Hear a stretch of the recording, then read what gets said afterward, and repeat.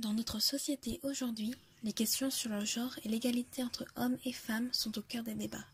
Ces questions font souvent appel à de nombreuses idées reçues, longtemps véhiculées sur la place que la femme devrait avoir dans la société et celle qu'elle a toujours eue.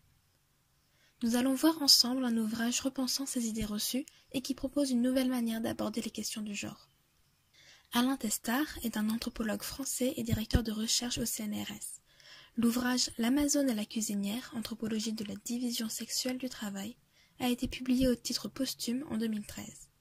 Cet ouvrage est le résultat d'une vie d'observation et de réflexion sur le travail des femmes et est la suite de son ouvrage « Essai sur les fondements de la division sexuelle du travail chez les chasseurs-cueilleurs » qui a été publié en 1986.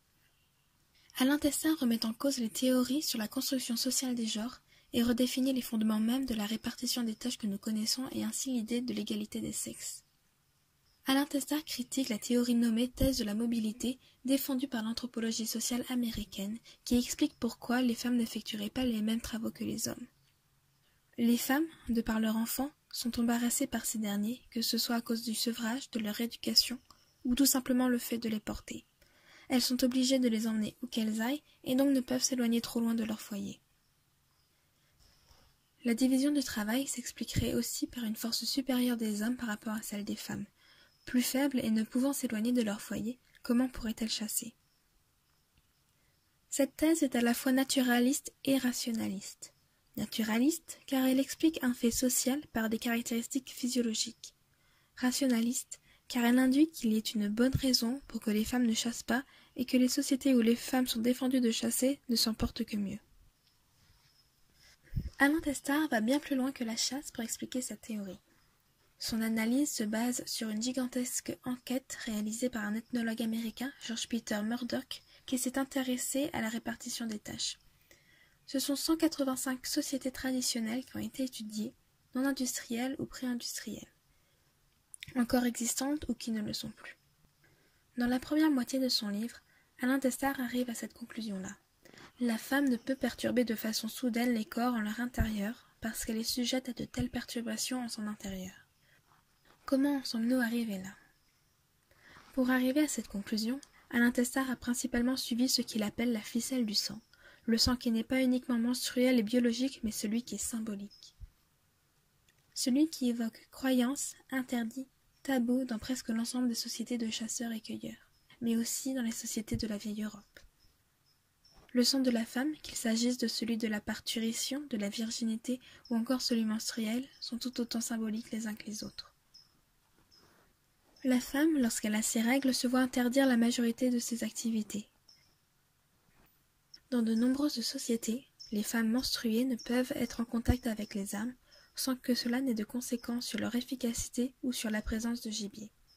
Selon les populations, cette interdiction peut être effective le temps des règles seulement ou s'étendre des premières jusqu'aux dernières. Il est aussi souvent cru que l'état dans lequel est une femme lorsqu'elle a ses menstruations s'étend aux personnes avec lesquelles elle est en contact. Pour cette raison, dans de nombreuses sociétés, les chasseurs évitent d'avoir des rapports avec leurs femmes avant une chasse afin d'éviter tout préjudice. Comme Alain Testart le montre, les femmes ne sont pas interdites de chasse. Elles la pratiquent, mais différemment. Dans les méthodes employées par les femmes, le sang ne jaillit pas, comme cela peut être le cas avec un chasseur qui poignarde ou tire une flèche dans un gibier. Les femmes peuvent être en contact avec un animal dont le sang coule, mais ne peut le faire couler. Pour citer l'auteur, tout se passe donc comme si la femme ne pouvait mettre en jeu le sang des animaux, alors qu'il est question, en elle, de son propre sang. Pour arriver jusqu'à sa conclusion, Alain Testart continue de suivre cette ficelle du sang, mais ne s'intéresse plus seulement au sang menstruel, mais aussi celui sacré et métaphorique, à travers différents exemples. Il cite notamment plusieurs exemples existants en France. Par exemple, il est dit que les femmes, lorsqu'elles ont leurs règles, ne peuvent faire une mayonnaise sans que celle-ci ne tourne. Voici l'explication d'Alain Testart sur ce cas. L'œuf, associé à Pâques en Occident, symbolise le Christ sortant de son tombeau. La couleur rouge est intimement liée aux œufs de Pâques, que ce soit chez les orthodoxes ou les catholiques orientaux. Rouge, couleur du sang, ce serait de cette analogie que viendrait la suspicion qu'une femme menstruée fasse tourner la mayonnaise. Bien que ce cas de mayonnaise peut nous montrer à quel point les menstruations peuvent avoir un impact sur la vie d'une femme, cela n'explique pas comment la division sexuelle du travail se fait. Pour nous illustrer cette division, l'auteur va employer l'exemple des forgerons, activité presque exclusivement masculine. Cet exemple permet d'illustrer l'importance que la symbolique des outils employés dans certains métiers peut avoir sur une certaine division du travail.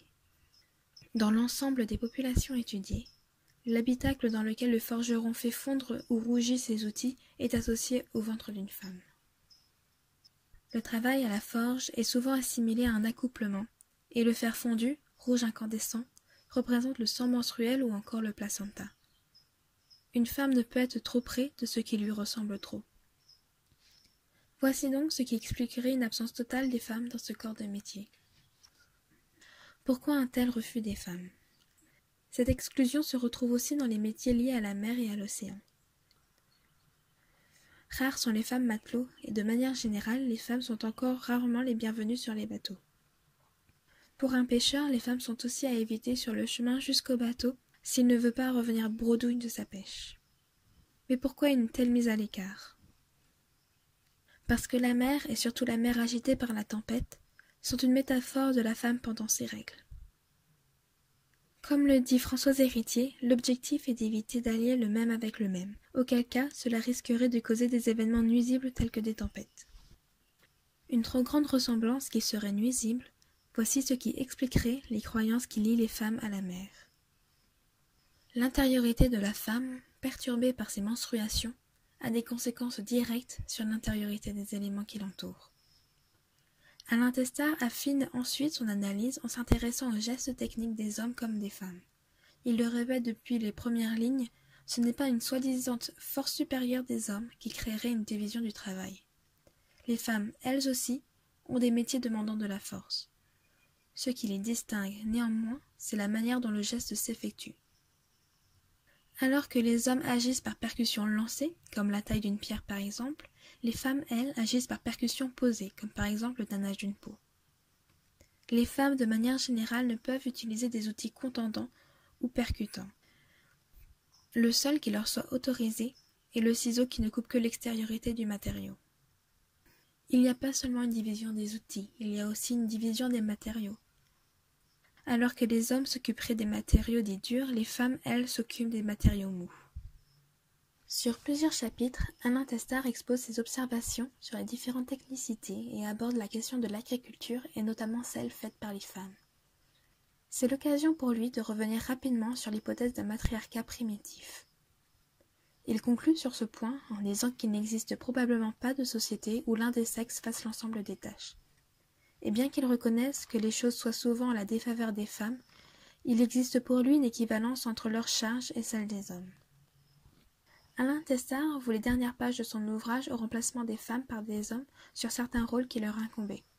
Ces rôles, qui étaient alors exclusivement féminins, deviennent des métiers. Ceci serait l'une des conséquences de l'amélioration technique.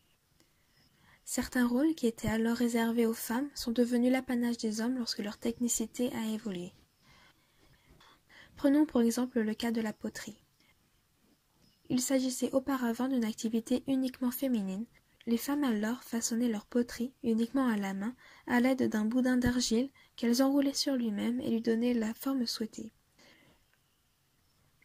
Lorsque le tour à potier est apparu, cette activité est devenue l'apanage des hommes. Alain Testard explique l'accaparement de ces rôles par l'apparition de leur caractère économique grâce à l'évolution des techniques. Lorsqu'une amélioration technique peut créer un nouveau pouvoir économique, les hommes s'accaparent du métier concerné. Pour lui, ils n'agissent pas ainsi pour avoir du pouvoir sur les femmes, mais sur les autres hommes. Cette hypothèse répond à celle de Paola Tabé, anthropologue italienne, qui a publié un article dans l'Homme en 1979. Elle y explique au contraire que la maîtrise des matériaux dits durs par les hommes est faite pour exercer leur pouvoir sur les femmes.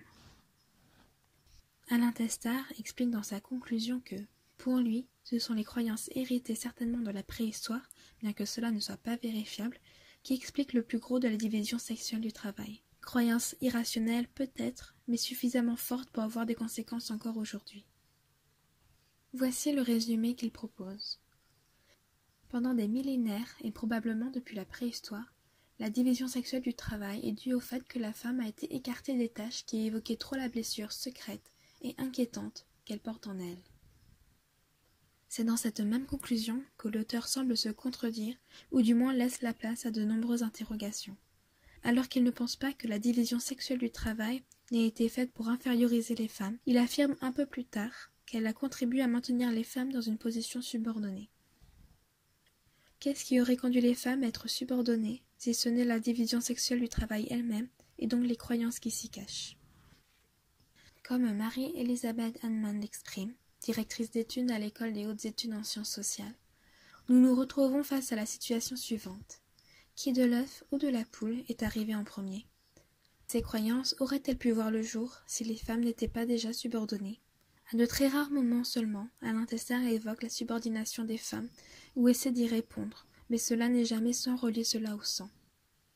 À aucun moment non plus, il tente d'expliquer pourquoi les femmes se seraient laissées faire tout au long de leur histoire.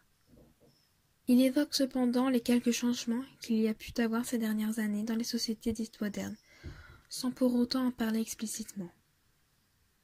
Pour s'interroger sur les raisons de cette subordination, c'est vers d'autres auteurs qu'il faut se tourner, comme par exemple Nicole Claude Mathieu, qui donne des clés de compréhension dans son chapitre « Quand céder n'est pas consentir », des déterminants matériels et psychiques de la conscience dominée des femmes et de quelques-unes de leur interprétation en ethnologie, qui est paru en 1985. N'oublions pas, néanmoins, que cet ouvrage apporte de nouvelles perspectives qui ont un écho particulier dans notre société, où la question de l'égalité des genres et des sexes est au cœur des préoccupations.